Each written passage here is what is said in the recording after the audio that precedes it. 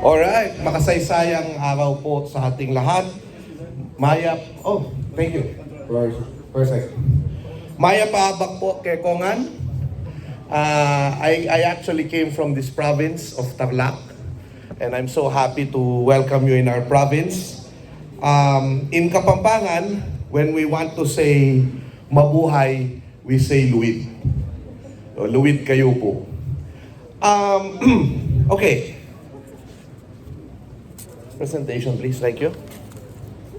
Ang topic ko po ngayon, my topic would be, well, the point of having a park is to be free. Okay? Yun po ang gagawin natin. But also, because freedom is not just freedom in a personal way, but freedom also refers to nation building. O yung pagbubuo ng bansa natin. So, yan po yung gagawin natin, yan po yung didiscuss natin ngayon. Thank you again to the National Parks Development Committee, Nayong Filipino Foundation, and the organizers of the Philippine Parks Congress. No? Salamat po. Okay. Well, please follow me on my social media accounts, TikTok, YouTube, pampadagdag din po. Okay. Now, when we talk about parks, people always would like to think, Rizal Park. Always this fabulous, big, spaces. And sometimes we think complicated, how do you say this? Complicated when we talk about parks. Ang gusto ko lang sabihin ngayon, na parks are not just Rizal Park, big, fabulous parks. Not so many people realize na every barrio, almost, except sabi nga ni Secretary Lorenzana kanina, except perhaps Metro Manila, no? Almost every barrio in the country, there is a park. Because for every barangay hall and for every bisita, in Kapampangan, we call that bisitas, chapel, there is a park in front. Basketball court man yan, there's a space where people converge. I am also not an architect. I'm not an urban planner. I really do not know also why I am here. But I'm a historian. And parks tell a story. Park tells a story and it can be framed. But also, there is an ideology underneath every park. May reason bakit may mga parke. And yung plaza, we call that the plaza. The plaza of every barangay, the plaza of every pueblo, merong thinking na ibinaon sa atin sa parke na yan. Na dala-dala natin hanggang ngayon. And what is that? Actually, we call that reduksyon. To put under. We were subjugated using that plaza during the time of the Spanish colonialism. So the point here is to liberate it for the people. Liberate the plaza, liberate the park, and give it to the people. Empower the people. Yun po ang punto. No? So at least, even if I don't finish the presentation, I am timing myself, I've said my piece. Okay, so reduction, the Spaniards actually, before there was no plaza, before the coming of the Spaniards, there was not, it was a linear arrangement when it comes to planning. It's not yet urban at that time. But the Spaniards have their own way of urban planning, which was based in the Roman grid pattern or the quadricula. And I will not dwell on that, but the plaza is basically the center of that pueblo. At yung plaza na yan, when you have that church, it tells you that the plaza is the center. Before the coming of the Spaniards, wala naman nagsasabi dito ang dato, yung malapit sa dato, yun ang makapangyarihan. No. Now, you have the plaza as the ground zero, wherein the powerful surrounds it.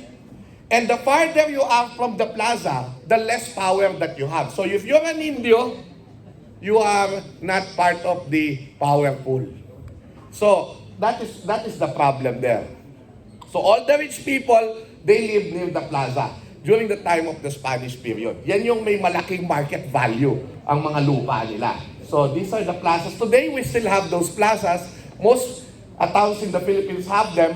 And this is where we have all our social activities, cultural activities. So when we talk about identity, nation building, dito yan napupunta. Pero the underlying thing here is that these plazas, this is the Plaza of Vigan, where the rich people are near.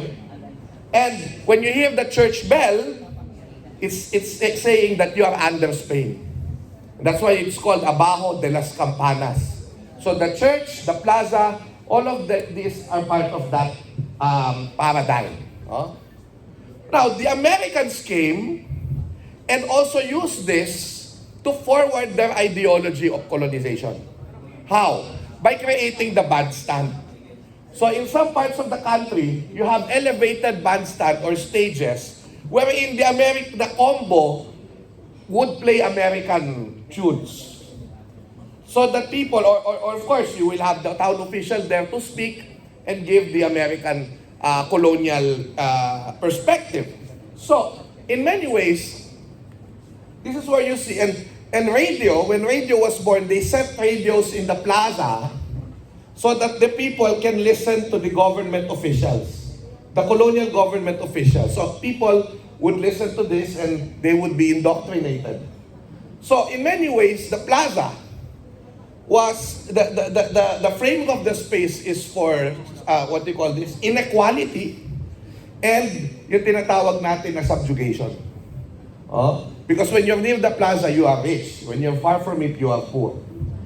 The Rizal Park Luneta, in many ways, started also in such a way that it is a place that is for the that is used so that the Spaniards would have a buffer in Intramuros from the Indios. Talagang inano yan, kinlear nila yan para may buffer. Now, dyan din pinatay, in-execute yung Madjoha, di ba? The Patriots, the Madjoha, Mariano Gomez, Josebo Jose, Jacinto Zamora, and also a lot of the Patriots, including Jose Rizal, were shot here. So, but what did we do? We framed the Rizal Park. We appropriated it. Inangkin natin ito. And we made it the park where we celebrate our freedom, Independence Day, where we honor our heroes, our history. And when you go to that park, you feel free. Maaliwalas. And you create beautiful memories with your family. Parang si Rico J. Puno. Ala-ala, nang tayo'y mag-sweetheart pa. Namamasyal pa sa luneta nang walang pera. So, this is the purpose of the park now. You can frame it. You can frame it for many purposes. Now, let's go to some plazas and some examples. This is the Quiapo Church during the time of the colonizers. Alam nyo na ang ginagawa sa Plaza Miranda? Of course, dyan tayo sumasamba sa Poong Jesus Nazareno. Viva Poong Jesus Nazareno! At dyan tayo pumupunta. But Plaza Miranda eventually had another meaning. So there's a religious meaning. People converge and celebrate their freedom of faith, freedom to express their religion. But during the time after the war, when a lot of the public places were destroyed during the war, Plaza Miranda remained intact and it became the plaza where people listen to their politicians. And if there's a policy that is to be, shall we say, talked about, to be discussed, Ramon Magsaysay said, can we defend it in Plaza Miranda? So it became that park, that space there, became the political, that is where people talk about politics. And that is where people would like to express their political views. For many, many years, after the war, until martial law was proclaimed. So that is also where the incident of the Plaza Miranda bombing happened. That sad incident where 9 people were killed and about 100 were wounded. Okay? So, basically, that is where you see that the park is framed na this is where we express freedom. But parks can also express one Filipino trait. And that is kaginhawahan. Maginhawa. What is maginhawa? When we talk about the healthy spaces, that is kaginhawaan. When you're healthy, when you can breathe normally, or when you can breathe well, when you feel na malawak ang espasyo, sinasabi mo maginhawa. So, we should also create parks that, shall we say, that gives us this kind of, that honors this Filipino concept. Maginhawa. No? Kaya ngayon Kapampangan, mangisnawa. Kaginhawaan. 10 minutes. Okay. Next. So, when we talk about kaginhawaan, I remember how the Ayala, shall we say, the Ayala Central Business District was planned after the war by Joseph McMeekin. You know, if you go to Ayala Avenue, di ba mga negosyante yung mga nandun eh. They were businessmen. And of course, if you have land there, if you are probably one mall owner, if there's land, you put a building there so that that building will be profitable. But in Ayala, you have reserved spaces for greenery. So when they planned it, no, itong Ayala Avenue, after the war ito, there are reserved places for parks and open spaces. At kahit na supposedly kikita sila doon, kung gagawin nilang mall yun, hindi nila ginagawa. Until today, they stick to that plan, the Makati plan. And as you can see, maraming green. So you have buildings, but you have patches of land with greenery. In the Ayala triangle. For example, so what do you do in that greenery? Not just to feel maginhawa, but to also learn history. So they put monuments there of Gabriela Silang, of, who is this guy? Sultan Kudarat, of Pio del Pilar, the revolutionary. And that is also where, we call it before, there was a football field there called the Ugarte Field, where people converged before the EDSA Revolution to protest for human rights. Even today, wala na yung Ugarte Field, it's still a greenery. It's still a park. May park pa rin doon.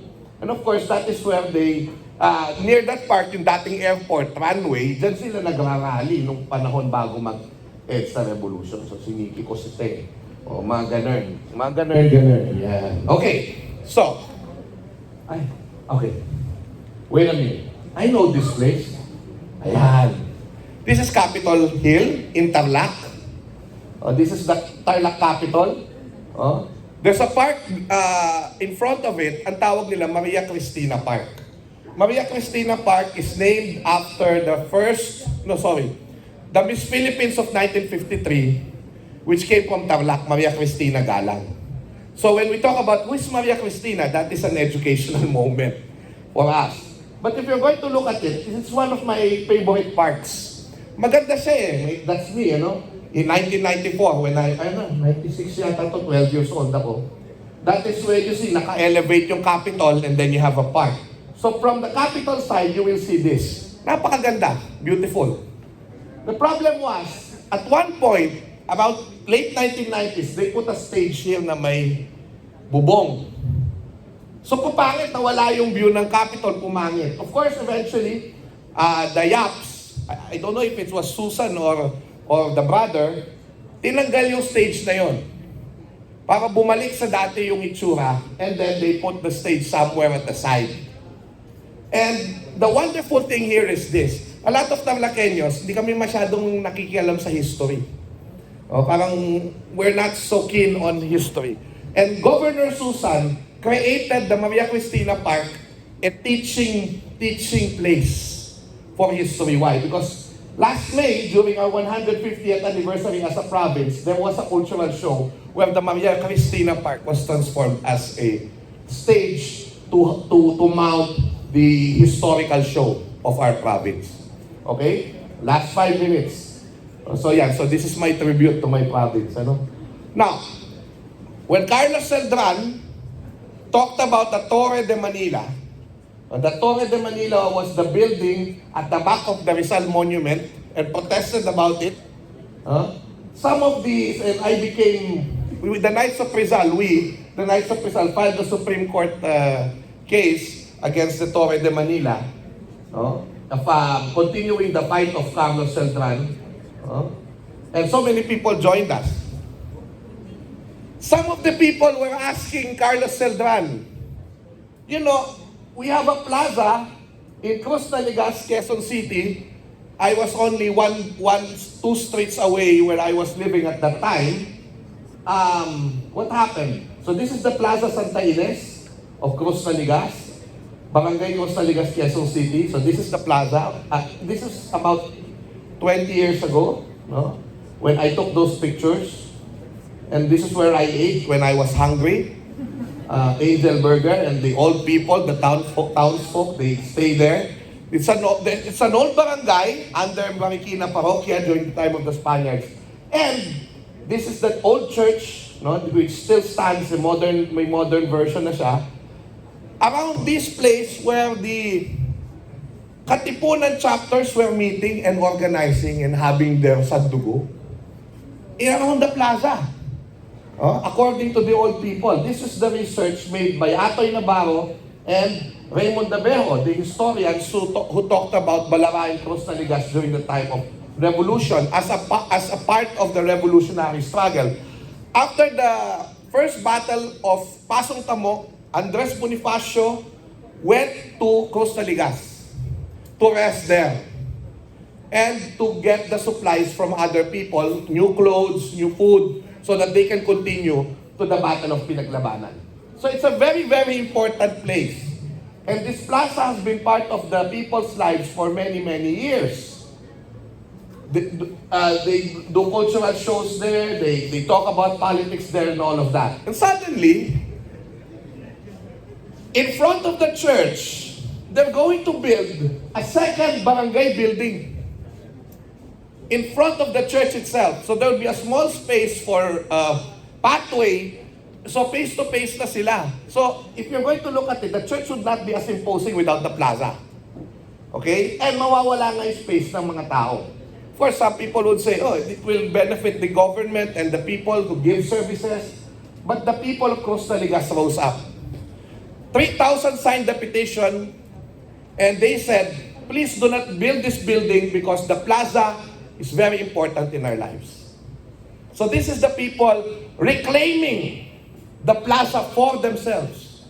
And they invited Wanna Change, who's this? Carlos Celdran, and I also joined them. That was October 28, 2012. So this was the meeting, and people came there. That's me. And the day after October 28, Dr. Maris Diokno, the chair of the National Historical Commission of the Philippines, wrote to the government of Cruz Naligas and said, stop building this building because this is an important historical place. And that was a victory for the people of Cruz Naligas. Now, this Lola, 85-year-old Lola Francisco Junicio, in 2012, she was 85, she said na hindi nila makakayanang mawala ang isang lugar na naging bahagi ng kanilang buhay. And they wanted to tell their apos, their grandchildren, isa ako sa nakipaglaban na manatili ang plaza para sa inyo. That was quite touching. Okay, 2 minutes.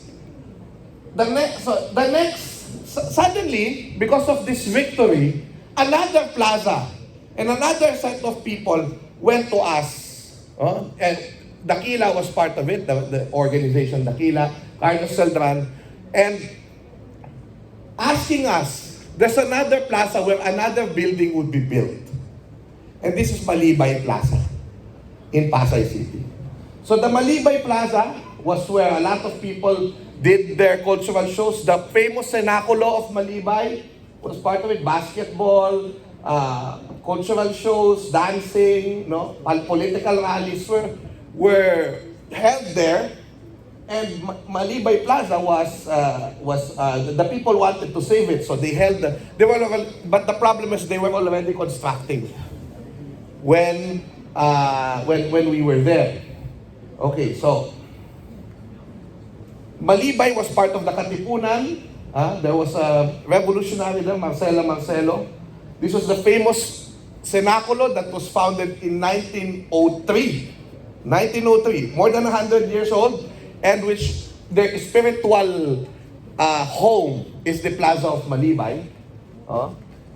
In fact, they built, ayan, a lot of the old people were always saying, huwag pababayaan ng sinakulo, ituloy kahit walang-wala. And the center of the sinakulo was the plaza. Don Miguel Cornejo actually gave that land to Malibay. So he owned the land, but he said, we'll give this plaza so that we could hold the sinakulo. So the purpose of that land was for the sinakulo. Eventually, they built the Malibay Center for Culture and the Arts there, so it's still part of the plaza. It's like a covered plaza now. It is a covered plaza before the building of the new building. And this is where they held the shall we say, the Sinakulo. Now, ito yung building na ipinatayo. So it's a government center for Malibay. And a lot of people, we went there, we had the parade, we held a protest, but unfortunately, even if the people wanted to save the plaza, they were still able to build the building. Okay, now, tatapos na. The Sinakulo still continues, but they said, I got a feedback that actually the building is better than the old center because even if it's a barangay building, there's a theater that they were able to build so that they could still hold the Sinakulo. So, in a way, probably, okay na sa kanila yon. But ang nilalaman ko doon yung open space. Parang, wala nang open space sa Maynila. Nabawasan pa ng open space where people can run and people can roam and play and all of that. No? So, I mean, just to finish, I would like to say that, again, there's an ideology in every park where you can liberate it for the people. The park should empower the people, make the people healthy so that they can participate in that space, in cultural events, and that participation would lead to a stronger Filipino identity. When we empower citizens, when we let them engage in political issues in those spaces and in making themselves healthier, that leads to a better nation. Marami pong salamat at mabuhay tayo lahat. Salamat po.